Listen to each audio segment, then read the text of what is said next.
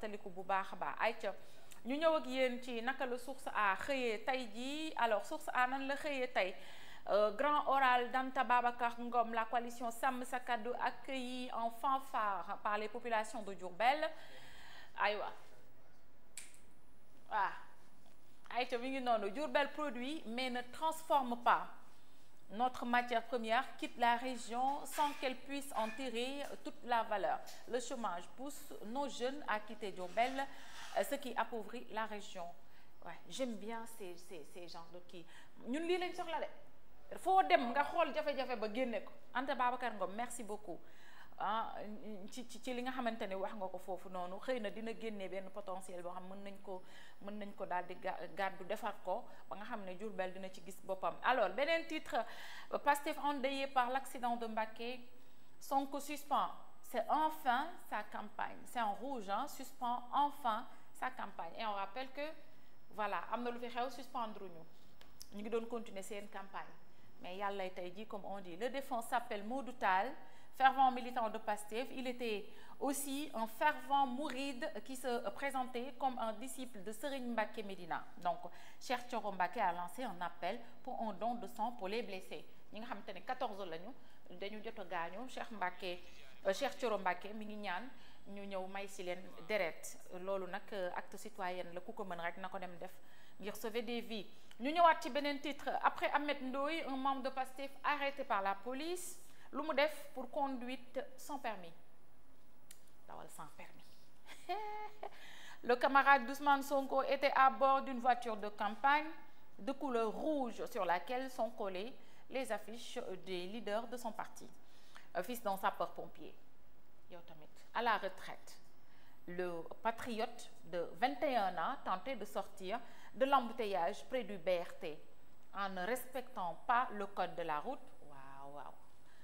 Quand il a été appréhendé par un motard de la police. Police nationale am ngeen jaaraama jërëjëf. Code de la route moom ñàkk koo respecté rek délit la waxatuma la nag yow respecté woo code de la route amoo permis. Double infraction. 3 questions à Ngoné Diop, investi sur la liste nationale de Sàmm Sa Kàddu. Ce que proposera au président Diomaye. Ngoné Diop moo ci indi ay tontu xëy na Omar dinañu ko faram fàcceel.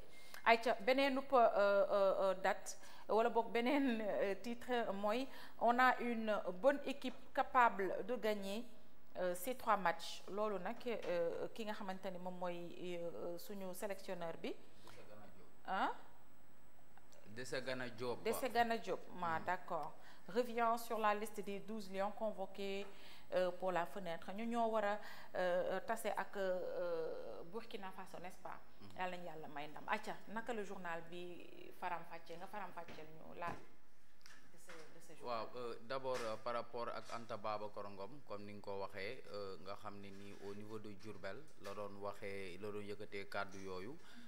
Bon léegi nag jàpp ni parce que elle a beaucoup insisté si li nga xam ne nii moom mooy le fait que doomu Diourbel yi li si ëpp dañuy jóge si gox bi bon di dem si yeneen région yi wala sax ñuy jéem a tukki. loolu sax da nga koy seetlu quoi parce que boo xoolee rek à Dakar da nga gis ni en fait beaucoup d'habitants de Diourbel lañ fi ñëw ak yooyu ba pare dafa gis ni loolu li ko waral bokk na si mooy dañ gis ni li nga xam ne nii moom mooy production bi nga xam ne dañ koy def au niveau de Diourbel y a pas de transformation. Donc moom nag si loolu la gën a insister que moom en fait si elle est élue députée à l'Assemblée nationale moom dina insister si loolu si la transformation surtout des produits agricoles ndax mu mën a am valeur ajoutée ndax gis na ni xam nga moom elle travaille c'est une industrielle parce que bu waxee loolu war nañ ko mën a gëm parce que ñoom tamit ñoo moom Sedima donc doon na koo xam ne nii maîtriser na en fait le secteur industriel donc Anta Babacar Ngom loolu la dig ñi nga xam ne ñii ñoom ñooy waa Diourbel.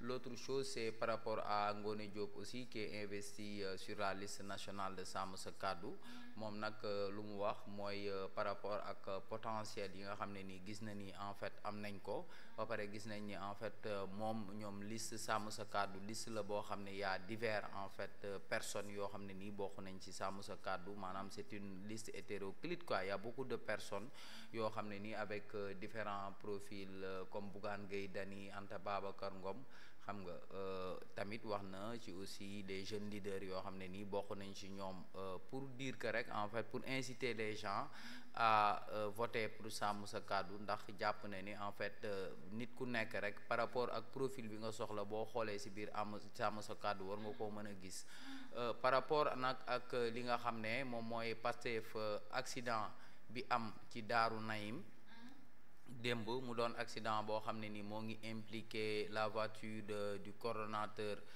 de la JPS de Mbacké oto bi moom moo daanu léegi oto bi nag ba mu daanoo mu am un mort ak 14 blessés comme ni nga ko waxee y a même le premier ministre Ousmane Sonko qui a annoncé 16 blessés ne 16 personnes ñoo ci jot a jëlee ay gaañu te ci 16 personnes yooyu y a 6 personnes yoo xam ne nii ils sont dans un état grave léegi nag c'est par rapport à ça le Cheikh Thioro Mbacké nga xam ne moom c'est la tête de file de Pastef au niveau de Mbacké moom si la defee li nga xam ne nii moom mooy appel pour don de sang maanaam pour ñu dimbali leen parce que ñi nga xam ne nii dañ ci jëlee ay gaañu moom dañuy soxla li nga xam ne mooy deret démb tamit am na benn communiqué boo xam ne nii waa Pastef département de Mbacké ñoom def nañ ko pour wane ni en fait ñoom après l'accident ils ont décidé en fait de suspendre temporairement leurs activités durant la campagne xam nga loolu day am d'habitude ci campagne mais loolu du yàgg d'habitude amaana ay 24 heures yooyu rek lay durer après y a aussi le premier ministre Ousmane Sonko bu def déclaration par rapport ak accident boobu moo ngi ko fekkoon je pense bien bon on l'a écrit dans le journal moo ngi ko fekkoon en fait waaw c'est à la page 4 Ousmane Sonko nag léegi je pense que c'était à Ranérou moo ngi ko fekkoon Ranérou bu ma juumul léegi nag ba muy waaj a dugg ci dëkk bi ci la wax ñi nga xam ne ñoo ànd ak moom pour ñu fay li nga xam ne nii moom mooy musique bi ba pare il a observé 1 minute de silence maanaam ba pare marqué une pause en fait symbolique durant sa campagne hier moo tax démb Sonko campagne bi boo xoolee comme ni nga ko doon defee ak nu mu activé woon dem ci yenn localité yu bëri démb en fait loolu dafa xaw a perturber un peu son calendrier de campagne moom Ousmane Sonko léegi nag on a écrit Ousmane Sonko suspend enfin sa campagne parce que on s'est rendu compte que en fait par rapport aux autres leaders yi nga xam ne nii ñoom ils avaient décidé de suspendre leur campagne lorsque l'ancien argentier de l'État Mamadou Moustapha Ba lorsqu'il a été rappelé à Dieu ba mu wàññee ko gis nañ ni ay ñoom Amadou Ba ak ay sàmm sa kàddu en tout cas ñu bëri dañ ne woon dañuy marquer le deuil gis nga ni Amadou Ba sax moom dafa quitter fi nga xam ne nii mooy fu mu nekkoon ñëw en fait pour marquer le deuil aussi je pense que aussi il s'est rendu auprès de la famille du défunt léegi nag Ousmane Sonko on a vu que Ousmane Sonko moom il n'avait même pas moom ci wàllum boppam page Facebook am sax waa gisuñu ci benn message de condoléances contrairement aux autres comme Bassirou Diomaye Faye parce que le président Bassirou Diomaye Faye il s'est incliné devant la mémoire du défunt waaw ak Pape Alé Niang gis nañ quelqu'un comme Pape Alé Niang qui a rendu un vibrant hommage à waaw tout le monde sauf Ousmane Sonko léegi nag waaw il a continué sa campagne aussi donc léegi nag lu yàlla di def démb quand il y a eu le décès d'un kii de Pastef donc je pense que il était obligé de suspendre temporairement sa campagne l'autre chose c'est par rapport ak l'arrestation d'un membre de Pastef par la police loolu moo ngi xew ci wetu BRT bi au niveau de Sacré-Cœur ndax benn motard bu police centrale moom moo ko arrêté parce que da doon forcer en fait ci embouteillage yi pour dem léegi nag ci la ko gars yi defaale contrôle en fait xam nga yooyu boo ko defee bu fekkee policier bu nekk côté boobu noo def mu ñëw xam nga léegi nag waa ji ba mu ñëwee xool les papiers du véhicule gis na ni en fait les papiers du véhicule moom ils étaient non manqué wul sax papier du véhicule yi moom manqué wul c'était complet mais le gars en moom ci wàllu boppam moom moo amuloon permis léegi nag waa ji ci la ko motard bi yóbbee police yu jëppal ba mu ko yóbbee police yu jëppal léegi nag waa Pastef yi ñëw nañ foofu pour expliquer ni en fait benn dame bi nga xam ne nii dafa waroon le temps d'une pause moo waroon dem këram pour en fait récupérer ay yenn affaire am léegi nag femme boobu moo ko ne woon pour mu conduire ko këram pour mu dem ñëw léegi ci la incident boobu amee léegi waa Pastef fi nag bon ils ont tout fait pour ñu bàyyi ko mais nag ñi nga xam ne ni ñoom ñooy police yu jëppal ils ont tenu à faire le travail. C'est ainsi que le gars a été déféré hier au parquet. def seen liggéey la rek du dëgg. loolu mooy yoon loolay amul 2 poids 2 mesures. déedéet. amul Pastef amul sàmm sa kàddu amul APR tegu ci yoon rek jubal jubbanti. Merci Omar loolu la source a xëyee tey ñu ñëw ci beneen journal naka la xëyee aujourd'hui. Aïcha Moussa man nag Moussa damaa yàkkamte de melu ma ne boy yi. Aïcha Le Soleil, paiement des créances aux opérateurs des semences de pommes de terre. L'État débloque 10 milliards de francs CFA. Les explorations de graines d'arachide suspendues à partir du 15 novembre. Xam nga Omar la moo tax journal bu mel ni Le Soleil ak télé bu mel ni RTS am solo te dama ko doon wax depuis sous Macky Sall je disais ma ni ñu ngi jàpp RTS di leen caricaturer ñu ngi jàpp Soleil di leen APS et cetera et pourtant li réew mi di liggéey ñoom ñoo koy génne li nga xamante ni moom mooy am en terme de contrat en terme de nu tuddati sax exploitation et cetera kon yëpp yi nga xamante ni daal ci wàllum développement la ñoom ñoo koy fësal parce que booy seetaan journalu RTS dañ lay wax président dem na bërëb sàngam signé nañ accord sàngam nu mu tuddati am na organisme bu ñëw def nañu lii ak lii am na des avancées ñoom loolu rek la ñuy wane te loolu rek la ñuy bind te ba léegi nii ci loolu la nekk wàccaguñ foofu loolu c'est important mais polémique bi da doon jóge ci boor bu nekk lan moo tax opposition bi ay féeg lañu lan moo tax et cetera aujourd'hui l'histoire nous a donné raison. waaw loolu la rek xam nga dafa doon ay appareil d'état yoo xam ne nii tant que yoroo état bi mënoo comprendre utilité am parce que tey ji RTS mënu fi nekk tamit di wax ci ay faits divers ay kii ak yooyu parce que gars yi yooyu la ñuy bëgg. Alors que ñoom c'est important comme le titre là l'État débloque 10 milliards de francs CFA les exportations de graines arachides suspendues à partir du 15 novembre ça bu ñu ko waxee nga dégg ni peut-être tu peux mettre ça en corrélation avec peut-être yenn politique yoo xam ne def nañ ko réouverture ak yooyu yenn kiiw Sonacos yeeg yooyu da ngay gis ni en fait ñoom dañu bëgg a privilégier les industries locales te c'est très important mooy comme Anta Babacar Ngom lu mu doon wax rek mooy production bi transformation après ñu am produit fini joog a jaay def jàpp naa ni moo gën. C'est important mu ngi noonu merci Aïcha Moussa ñu ñëw ci beneen yéenekaay naka la xëyee tey jii Yoor comme d'habitude est fidèle à lui-même le Fouta en ébullition Sonko dévoile les mesures phares pour révolutionner l'élevage et l'agriculture waaw moom au devant moom depuis début campagne ba léegi c'est Sonko avec ses révélations Sonko avec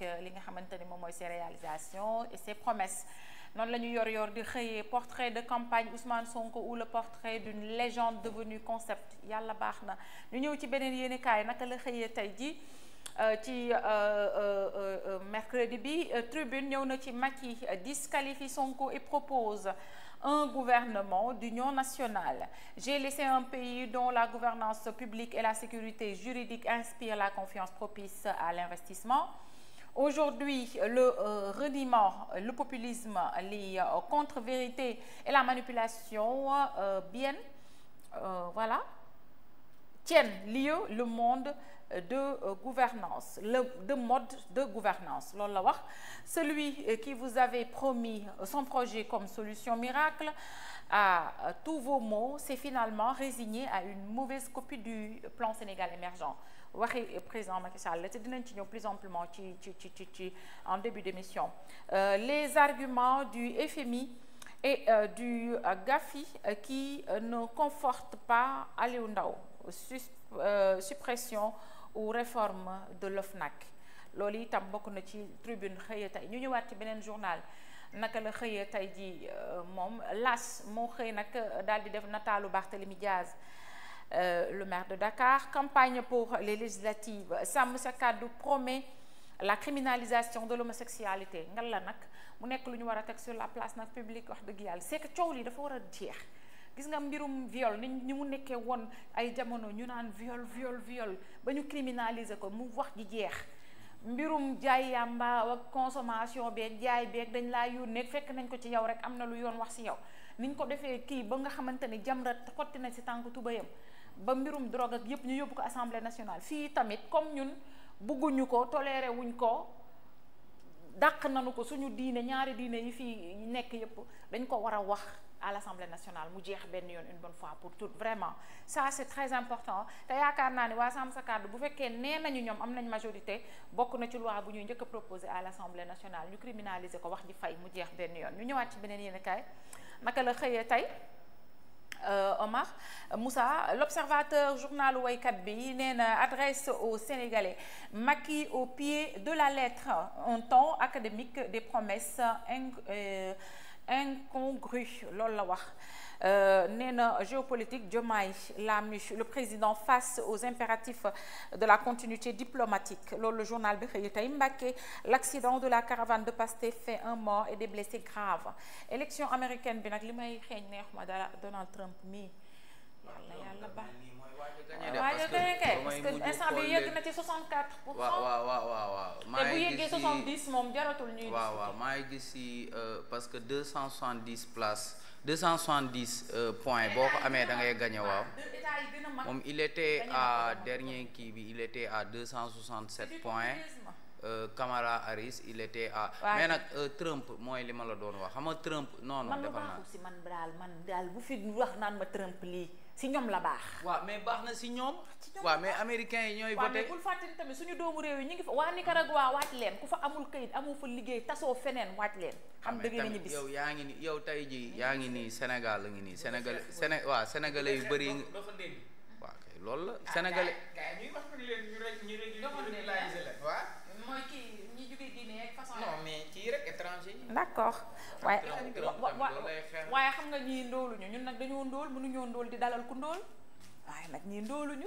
Afrique du Sénégal rek est-ce que ñoom. comparé à nous ñun amuñu comparé à eux on est riche peut-être on ne sait pas. Mais si. la moo tax ñuy jóge seen dëkk di ñëw fii la moo tax tey ji benn doomu Guinée bu ñëwee Sénégal liggéey fii. bu demee am na maa ngi fàttaliku sama benn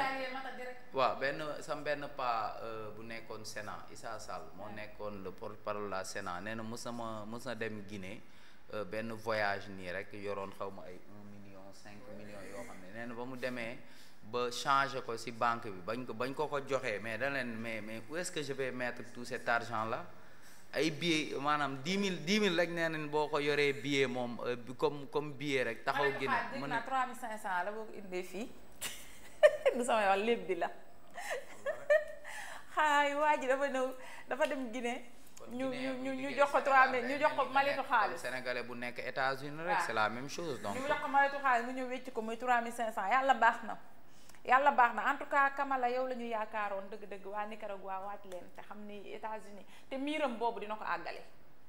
miir ba mu tàmbali woon ci digganteem ak Mexique miir boobu moom dina ko àggale Trump nag dama koo xawuta ñeme dara ñu ñëw ci beneen yéenekaay nu mu xëyee tey jii te il avait des comptes à rendre ci justice américaine. ayca Vox Populi lu mu wax un pick-up de Pastef Mbacké se renverse un mort 14 blessés ñëwaat na ci yàlla na ko yàlla yërëm moom mi nga xamante ni moom moo ci génn àdduna kenn ñaanu ko te pare c'est dommage c'est tragique yàlla bu mu amati nag mi ngi noonu donc ñu ñëwaat ci beneen titre Aliou Sall de Jàmm ak Njariñ brocade Pastef et ses leaders Thierno Alassane Sall dévoile la stratégie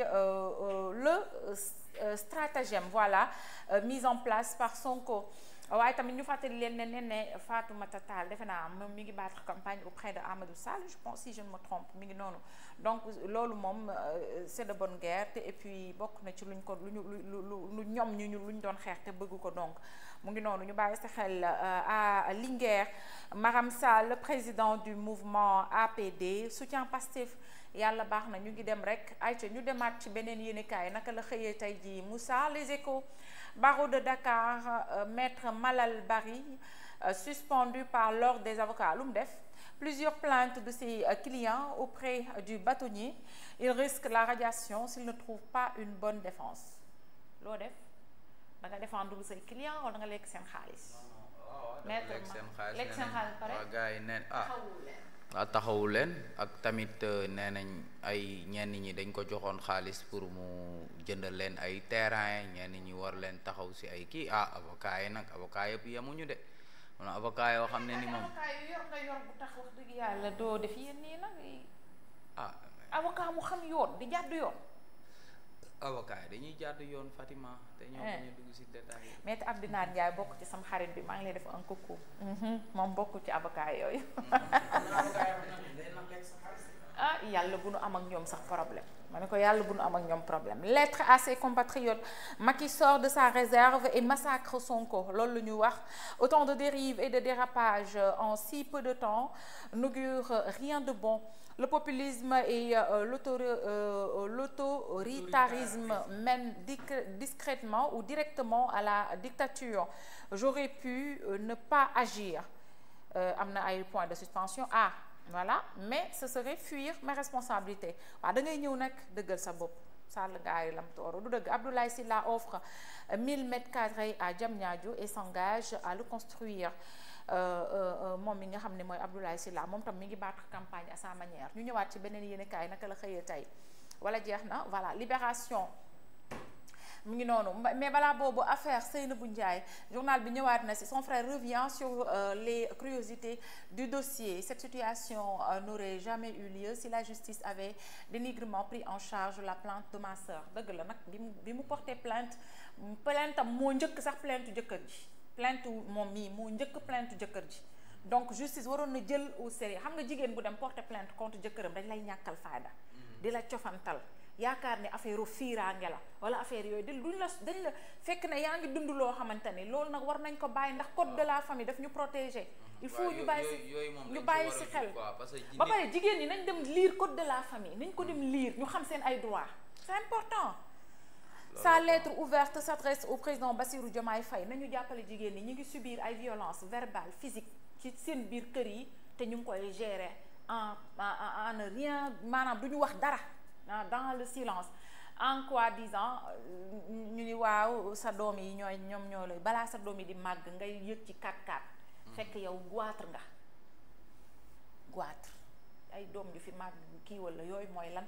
Gis nga balaa ngay yéeg si oto bu rafet bi nga nekkee xale nga rafet jongoma ci nga ci yéeg di dawal waaye nga bàyyi ba màgget ñu yéegal la ci Range Rover amul sens baal leen ma. Tout est illégal. Contrat de partenariat public-privé PP signé entre 2016 et 2021 loolu yéeme na de. Tout est illégal. Le Conseil des infrastructures dont l'avis était impératif sur tous les projets de PPP durant cette période a été royalement ignoré et privé de budget de ses membres contraints de rester chez eux. Le contournement du Conseil des infrastructures, porte ouverte à tous les abus. Bénéficiaire d'un gré à gré de 113 milliards de francs CFA, Planet One et son directeur exécutif rattrapé à Malte par les Paradise Papers. Rien que pour le premier trimestre de 2022, 427,543 milliards de francs CFA ont été engagés de gré à gré. Forange Lifting, 79,830 milliards de francs CFA. Et Rigni SA, 42,708 milliards de francs CFA, rafle le jackpot. nañ leen teg ci yoon rek mu jeex du noonu ayca ñu ñëw ci beneen yéenekaay. mooy gré à gré. gré à gré la.